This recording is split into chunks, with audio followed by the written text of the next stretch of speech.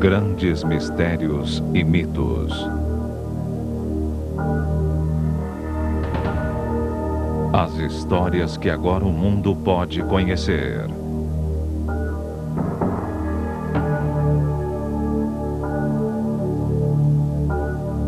O mistério de Pearl Harbor. Amanhece em Pearl Harbor. O domingo 7 de dezembro de 1941 parece tranquilo para a grande base naval americana no Havaí. Em tempo de paz, a frota observava os domingos como dias santos, momentos para relaxar. Pearl Harbor estava indefesa, os aviões parados asa a asa para evitar sabotagens. As naus de batalha amarradas umas às outras e as tripulações longe de seus postos. Mas havia outra frota no mar. 320 quilômetros ao norte do Havaí estavam 6 porta-aviões da Força de Ataque Japonesa comandada pelo almirante Chuichi Nagumo. Após 12 dias no mar, os porta-aviões de Nagumo chegaram ao ponto de onde lançariam o ataque surpresa a Pearl Harbor, sem uma declaração formal de guerra. Na luz cinzenta que precede a alvorada, o primeiro pelotão de caças e bombardeiros estava pronto para decolar. As tripulações receberam as instruções finais de uma operação meticulosamente planejada.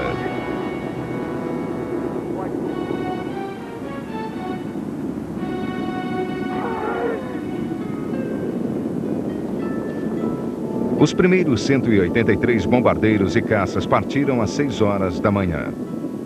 Nos 15 minutos seguintes, todas as aeronaves da primeira leva, exceto uma, levantaram voo dos porta-aviões. Nos próximos 45 minutos, mais 132 bombardeiros haviam subido aos convéses e decolado.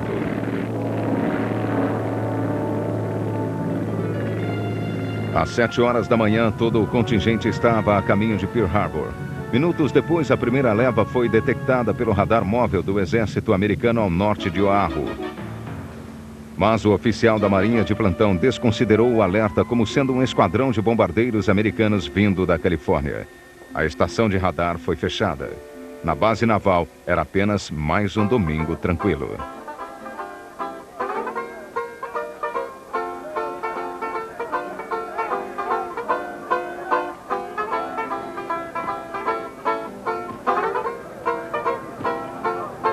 Então, às 7h55, o silêncio foi quebrado pelo barulho dos motores dos aviões japoneses se aproximando em voo baixo sobre o porto.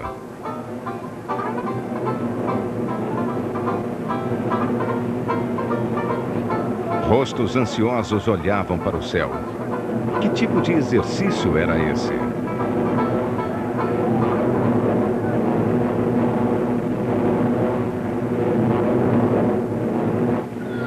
As bombas começaram a explodir nos navios de guerra e entre os aviões aglomerados na base aérea de Wheeler.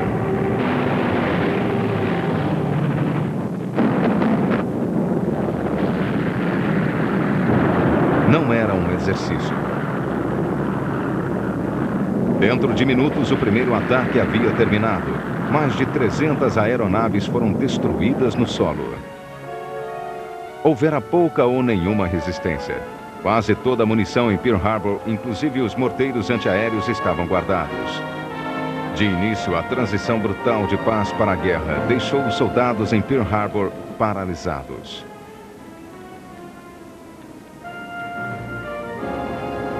Nos navios de guerra houve uma carnificina.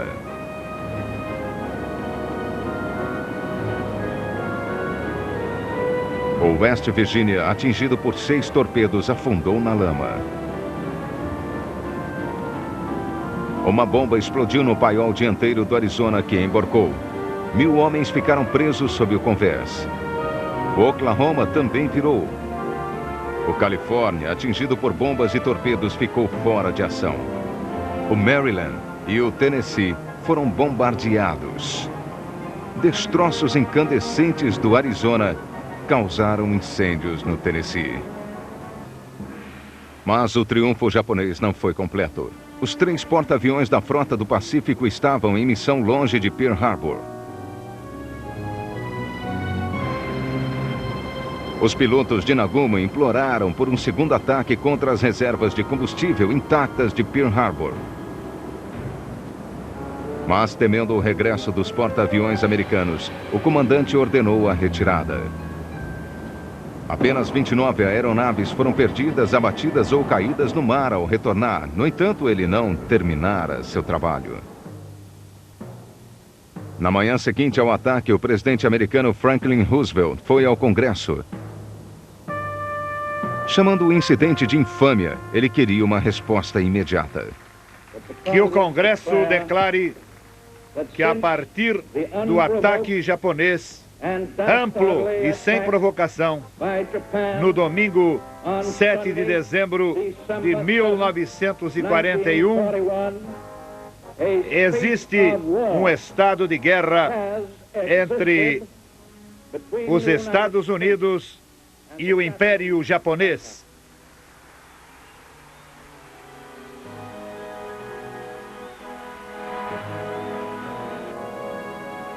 Três dias depois, Adolf Hitler declarou guerra contra os Estados Unidos,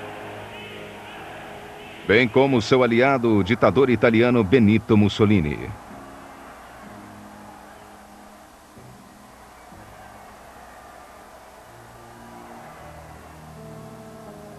Os ingleses declararam guerra contra o Japão no dia 8 de dezembro. O primeiro-ministro inglês Winston Churchill via esses fatos como um momento de mudança da guerra. Desde que chegara ao poder em maio de 1940, Churchill não via como ganhar a guerra contra Adolf Hitler sem que os americanos entrassem nela.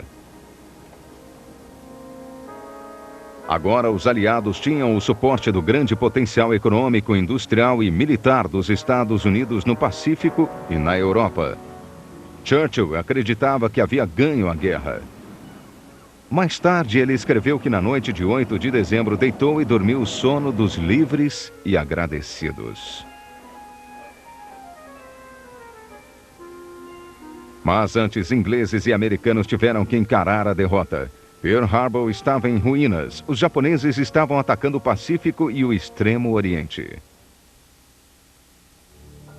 Grandes Mistérios e Mitos volta já no Discovery. Mistérios e Mitos está de volta no Discovery Channel.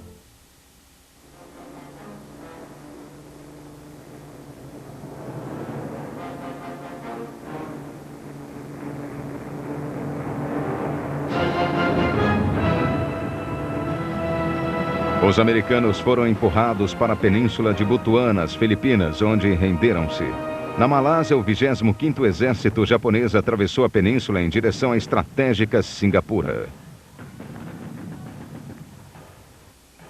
Por toda parte, a resistência desmoronava. Singapura foi tomada no dia 14 de fevereiro de 1942. Em 6 meses, a Blitzkrieg Oriental havia esculpido o império que obscurecia as conquistas de Hitler.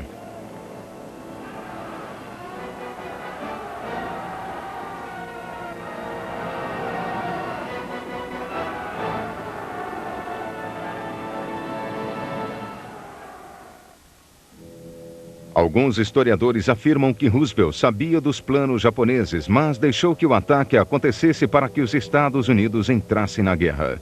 Ou teria sido ele apenas um peão num jogo mortal de espionagem que chegou ao mesmo resultado? O caminho para a guerra no Extremo Oriente começou em Genebra em 1932, quando a Liga das Nações exigiu que o Japão devolvesse à China a província da Manchúria, conquistada à força. A resposta dos japoneses foi simples. No entanto, para o Japão, é impossível aceitar a proposta da Assembleia. Seus representantes abandonaram a Liga das Nações.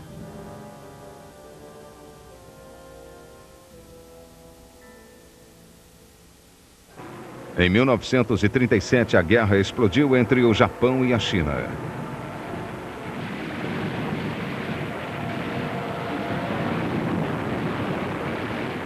No início de 1940, os japoneses já controlavam o litoral chinês e grandes áreas do interior.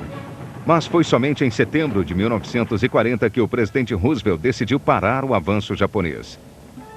Ele preferiu usar a economia, embargou as exportações de petróleo e borracha para o Japão. Os japoneses não tinham recursos próprios. O embargo os colocou numa coleira. A escolha a fazer era difícil. Uma humilhante retirada das conquistas na China ou deflagrar uma guerra no Pacífico e no Extremo Oriente, que tornaria o Japão autossuficiente.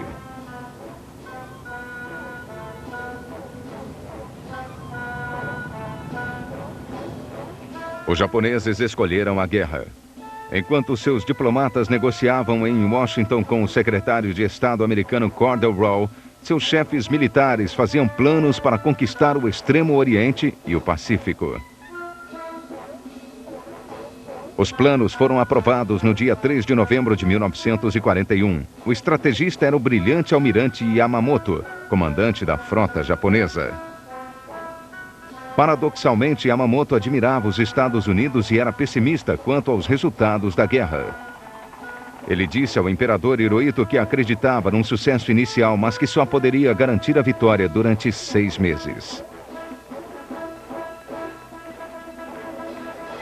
Os americanos sabiam das intenções japonesas, mas não dos detalhes dos seus planos. Em setembro de 1940, eles decifraram os códigos diplomáticos e passaram a ler todas as mensagens. A codificação era feita numa máquina semelhante à Enigma alemã.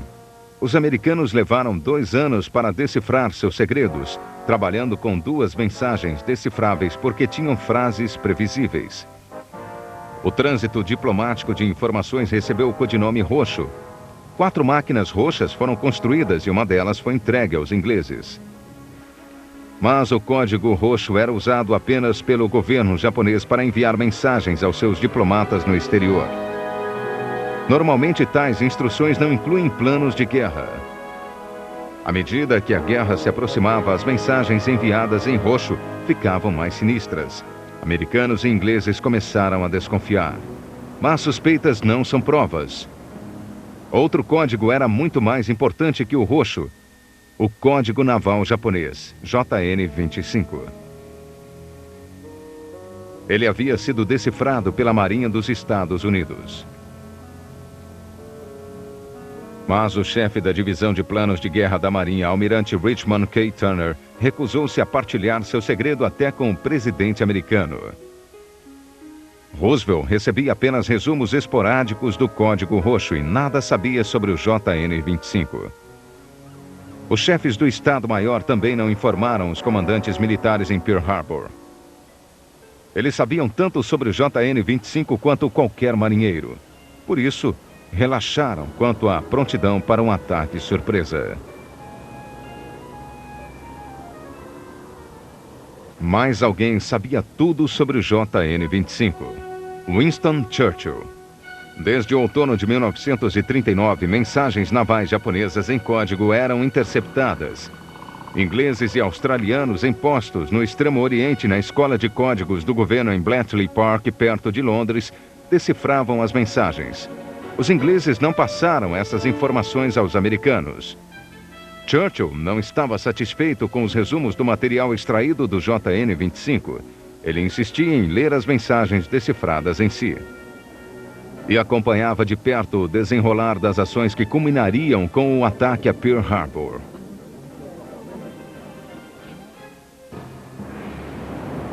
Já foi dito várias vezes que 2 fatores deram aos japoneses a vantagem da surpresa. Primeiro, eles teriam mantido silêncio total nos rádios durante o agrupamento na Baía de Tankan, nas Ilhas Kuril, a nordeste do Japão. Segundo, eles teriam se aproximado de Pearl Harbor dentro de uma das grandes tempestades que regularmente atingem o Pacífico. Há muito, os japoneses praticavam essa técnica que escondeu sua frota dos olhos americanos.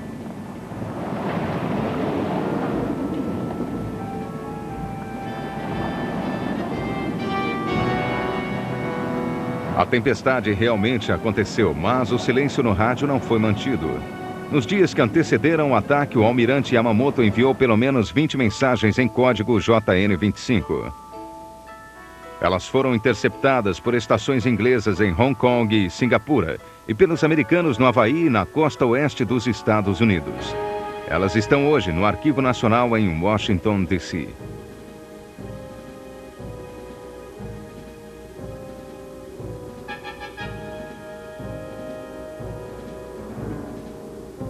No dia 7 de novembro, várias mensagens em código roxo convenceram os norte-americanos de que 25 de novembro seria uma data crítica para as negociações japonesas.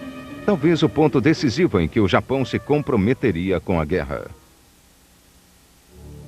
Grandes Mistérios e Mitos volta já no Discovery Channel.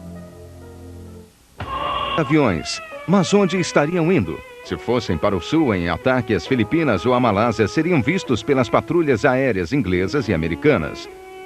Ou poderiam rumar para o leste, onde o único alvo de valor era Pearl Harbor. Para destruí-lo, seriam necessários porta-aviões.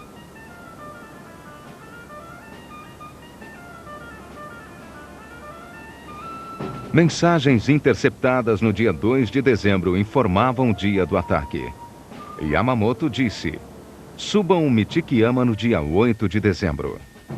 O Monte Michikiyama era a maior elevação do Império Japonês e não era preciso ser um gênio para deduzir que isso informava o dia, que seria 7 de dezembro, pela hora local em Pearl Harbor. Essa foi a única vez em que a informação crucial foi informada por rádio. Por um processo dedutivo, os escutas ingleses no Extremo Oriente concluíram que Pearl Harbor era o único alvo que se encaixava com o tempo de viagem da força de ataque japonesa, seu abastecimento no mar e o uso de aeronaves. Um ataque no domingo traria o maior elemento surpresa. A informação foi enviada a Londres com pedido de retransmissão para Washington.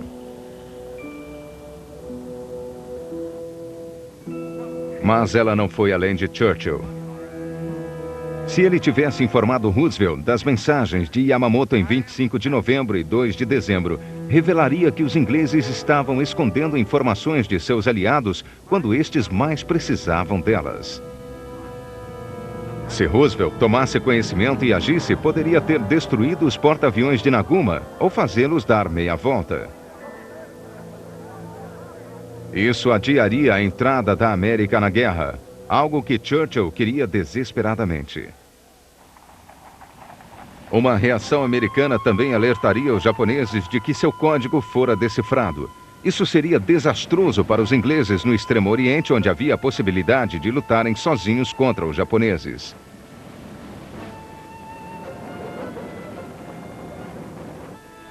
Na noite do dia 6 de dezembro, Roosevelt sabia que a guerra era inevitável. Uma mensagem de 13 partes em código roxo eliminou suas dúvidas de que os Estados Unidos estavam à beira da guerra. Mas ele não sabia onde o Japão atacaria. Presumindo que os decodificadores ingleses eram tão capazes quanto os americanos, Churchill teria também recebido a mesma mensagem, graças à máquina que os americanos haviam fornecido aos ingleses. A mensagem continha o ultimato japonês e as instruções para que fosse entregue ao Departamento de Estado norte-americano exatamente a 1h da tarde, hora de Washington, no dia 7 de dezembro. Em Londres seriam 6h da tarde. No meio da tarde, no dia 7 de dezembro, quando ainda era cedo pela manhã, em Washington, Churchill tinha todas as pistas e elas apontavam para um ataque ao alvorecer em algum lugar do Pacífico. Na noite de 7 de dezembro, Churchill recebeu 2 homens em Chakwers, sua casa de campo oficial. Eram John Wynan, embaixador dos Estados Unidos, e Avery Harriman, enviado especial de Roosevelt. Quando eles sentaram à mesa, Pearl Harbor já estava em chamas. O mordomo de Churchill interrompeu o jantar quando a BBC informou o ataque a Pearl Harbor. Para espanto de Wynan, Churchill exclamou: "Vamos declarar guerra ao Japão." E foi a seu escritório ligar para Roosevelt. Impressionado porque Churchill aceitara notícias tão graves de seu mordomo, sem sequer contatar Downing Street ou a área diplomática, Wynan disse que ele não podia declarar guerra baseado numa notícia de rádio. Mas Churchill soubera o tempo todo e ao telefone assegurou a Roosevelt que a declaração de guerra da Inglaterra seria imediata. Mais do que qualquer outra coisa, Churchill queria a ajuda americana na luta contra Hitler. A guerra com o Japão não era uma garantia. Churchill não poderia prever que Hitler declararia guerra imediatamente aos Estados Unidos.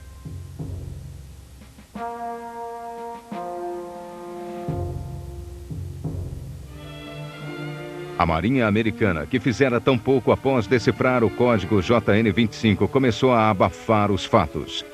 Sob as ordens do almirante Turner, todas as evidências de que o código fora decifrado antes de Pearl Harbor desapareceram. Hoje, o Arizona permanece como um memorial aos homens e mulheres que morreram em Pearl Harbor. Ele é o túmulo de 1.177 homens que nele ficaram presos quando a morte veio tão de repente naquele domingo ensolarado de 1941.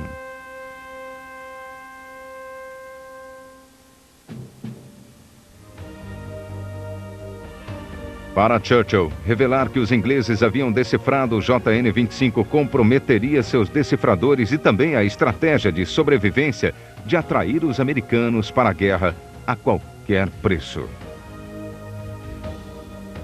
O preço imediato foi a derrota. Mas, ao final, Churchill e Roosevelt chegaram à vitória contra a Alemanha e o Japão.